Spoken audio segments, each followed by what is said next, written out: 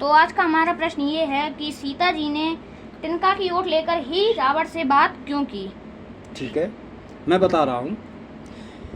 सबसे पहले मैं आपको बताऊंगा कि तुलसीदास जी महाराज ने, परम पूज्य तुलसीदास जी महाराज ने एक चौपाई लिखी है कि तृण धरि ओट कहति वैदेही और सुमेरे अवधपति परम स्नेही।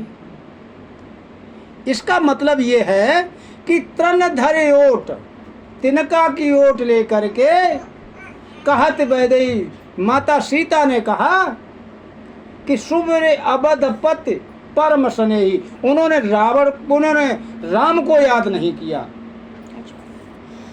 राजा दशरथ को याद किया। यानी अवधपति कौन था? राजा दशरथ। उस टाइम अवधपति कहते हैं राजा को, अवधपति राजा दशरथ थे। तो उन्होंने दशरथ को याद किया। कैसे? कि तृण धरि ओट कहति वैदेही और सुमेरे अवधपति परम स्नेही। तो उन्होंने राजा दशरथ को याद किया, अवधपति को याद किया और क्या कहा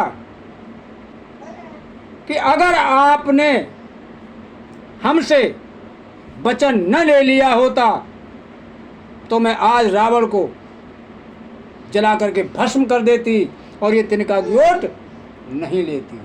और तिनका की ही ओट क्यों ली? एक परंपरा थी, आज भी है, कि जैसे नई बहू आए तो उससे क्या है, रसोई में खाना बनवाया जाता है, बनवाया जाता है। आज भी परंपरा है और ये परंपरा पहले से ही चली आ रही है, ये नई नहीं है। क्योंकि वो राजा की लड़की थी, राजा के यहाँ आई थी, खाना बनाने वाले तमाम नौकर दासियां थे। लेकिन सीता जी से रसोई में राजा दशरथ के लिए खाना परसाया गया। बोला ससुर के लिए जब खाना बनाती है बहू तो सबसे पहले जो सबसे बड़ा बुजुर्ग घर में होता है उसको बहू देती है खाना लाके, सबसे पहले। आज भी यही प्रथा है। तो सीता जी ने जैसे ही थाली राजा दशरथ के लिए खाना रखने के लिए उठाई, वैसे ही थाली में एक तिनका आ गया। अब सीता जी सोचने लगी, आजकल की बहुएं क्या करते हैं, साड़ी का पल्लू लिया साफ कर दी, हैं? यही करते हैं, या फूंक मार के तिनका को उड़ा दिया। लेकिन नहीं करना चाहिए, क्योंकि अगर फूंक मारती हैं तो बर्तन झूठा हो जाता है। झूठा कैसे हो जाता है भाई? झूठा तो जो मुंह की भाप जिसमें जाएगी तो वो झूठा हो गया। और साड़ी के पल्लू से बर्तन को साफ नहीं करना चाहिए, क्योंकि साड़ी, स्त्री की साड़ी हमेशा अपवित्र हुआ करती है। उसे अपनी साड़ी से, अपने पल्लू से कभी भी बर्तन को साफ नहीं करना चाहिए। तो माता सीता सोच में पड़ गई कि अब मैं इस तिनके को कैसे हटाऊं। अब माता सीता सोचने लगी। तो माता सीता ने क्या किया कि तिरछी नजर करके, कोप भरी नजरों से, गुस्सा में आकर के, गुस्सा की नजरों से उस तिनका को देखा और तिनका जल के उसमें राख हो गया। राजा दशरथ ने ये सारी बातें देख ली।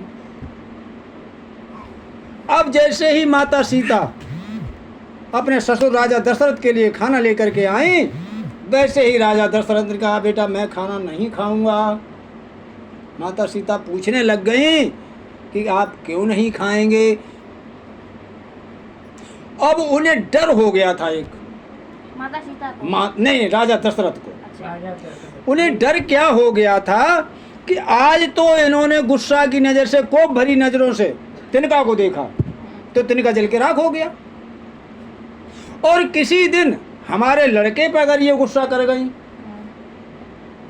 उन्हें डर हो गया कि अगर हमारे लड़के राम पर के, भाई उन्हें इतना, वो तो था नहीं कि अवतारी हैं दोनों, तो उन्हें ये डर हो गया कि किसी दिन अगर हमारे बेटे पर इन्होंने गुस्सा कर दिया तो पता नहीं क्या हो जाएगा, हो सकता है वो भी जल के राख हो जाए, भस्म हो जाए। सही बात। तो ये सोच करके राजा दशरथ ने माता सीता से कहा कि मुझे एक वचन चाहिए, मैं उसके बाद खाना खाऊंगा। तो माता सीता ने कहा मांग लो।